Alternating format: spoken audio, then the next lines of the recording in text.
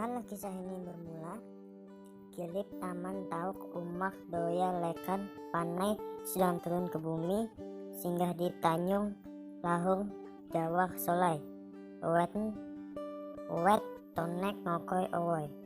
Mempet balik kutak kedik berjumpa amak aji tertua dan menyaksikan kehidupan manusia dalam keadaan kelaparan, sebab persediaan padi sudah mulai habis. Kilip iba hati. Ia berjanji mencari bantuan, walau sebenarnya tidak tahu bagaimana caranya membantu manusia yang kelaparan. Lalu Kilip berjalan menuju danau Riong Olo mencari ilham seraya memancing ikan. Tiba-tiba mendengar suara gemerisik di pohon beringin. "Anakku, jangan kalian ribut. Tahukah kalian, manusia akan mati kelaparan?" Begitulah suara yang didengar Kilip. Ternyata pohon beringin itu dihuni Kuyang, makhluk halus perempuan, beserta anak-anaknya. Seketika itu, Kilip bangkit dan mencabut bulu mewer Olo sejenis mandau. Lalu diancamnya Kuyang itu, "Kalau kau tak mau menerangkan bagaimana agar mereka tidak mati kelaparan, akan kutebang pohon ini." Maka ketakutanlah Kuyang. Lalu Kuyang memberi petunjuk agar Kilip menemui Tamparo Nondo Embo Lalung Aning Song Singkor Olo, dan Kilip diharuskan membawa antang serta 7 bambu tampar ruas yang ditaruh di kerereng usang tempelak nahak atau kotak tempat menyimpan tulang belulang manusia yang berukir dan bertiang. Seketika itu pula Kilip menemui Tamparo Nondo Embo untuk mengantar sesaji Nondo Embo.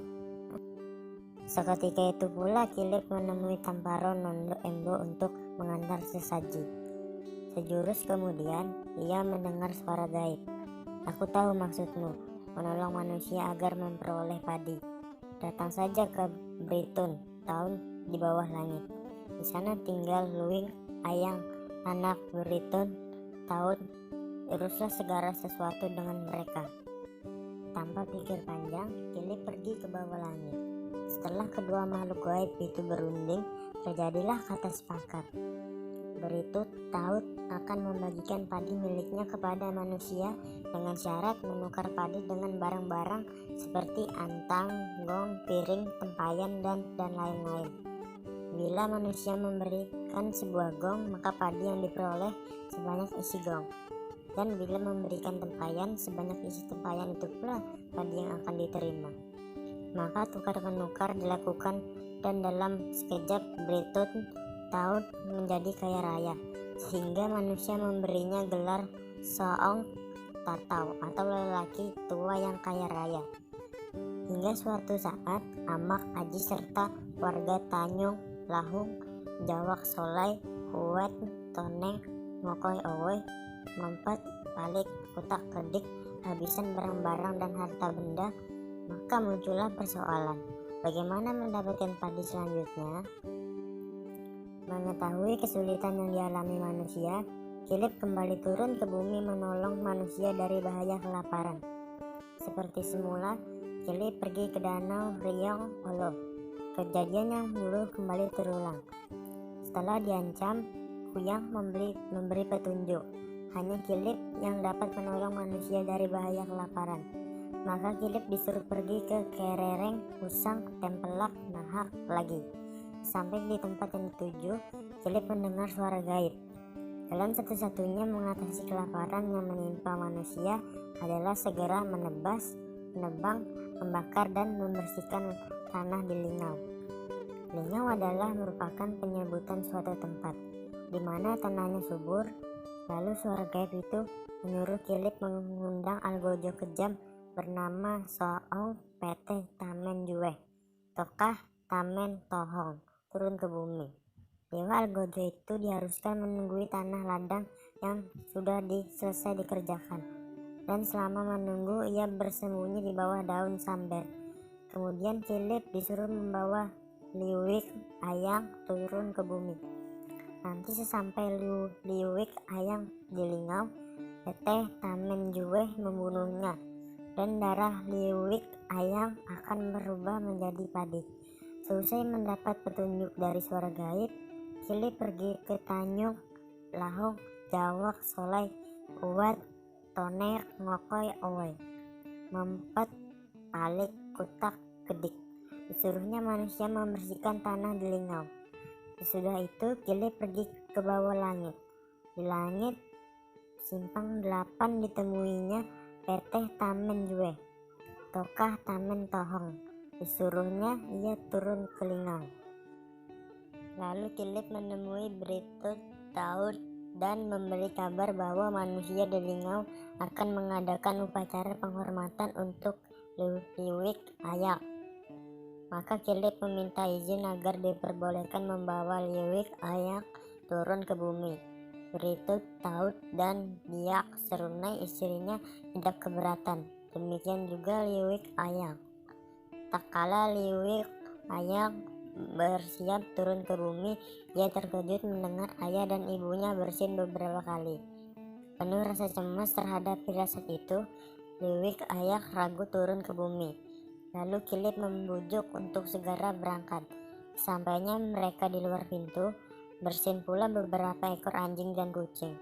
Maka bertambah yakinlah Liwik Ayak bahwa dirinya akan ditimpa bahaya. Terlebih sesampai mereka di luar, tiba-tiba hujan turun. Namun karena Kilip menjamin keselamatannya, berangkat jualah Liwik Ayak turun ke bumi. Maka turun ke bumi mengendarai langkar pulau, semacam perahu besar. Tak berapa lama mereka tiba di Lingau. Saat Liwik Ayak beristirahat di pondok yang tersedia di tengah ladang, Peteh Tamen Jue, Tokah Tamen Tohong bangkit dari persembunyiannya dan menghentakkan mandau ke tubuh Liwik Ayak. Seketika itu Liwik Ayak menjerit seraya berkata, "Camkanlah wahai manusia, sebelum berangkat telah kujumpai firasat yang menyatakan aku akan mendapat mara bahaya. Inilah pelajaran bagimu, agar kamu selalu memperhatikan semua firasat alam." Darah Liwik Ayak berhamburan membasahi tanah ladang, aneka macam warnanya. Sejurus kemudian hujan turun amat lebat, petir bertalu menikam bumi, angin gemuruh mendera semesta, lalu gelap gulita meliputi semesta. Sepemakaman sirih lamanya, hujan pun reda. Bumi tenang seperti sedia kala, dan di hamparan tanah ladang bertebaran segala jenis padi putih, merah dan hitam, unjua kulit putih, merah dan hitam, yang merupakan perwujudan darah Liwik Ayak yang berwarna-warni. Kilip segera memerintahkan Amak Aji mengumpulkan warga. Namun di luar dugaan, beberapa anak Amak Aji tidak nampak hadir. Lama dicari tak juga ketemu. Akhirnya setelah penat mencari, dari dalam hutan terdengar suara menyayat hati yang ternyata suara anak-anak Amak Aji.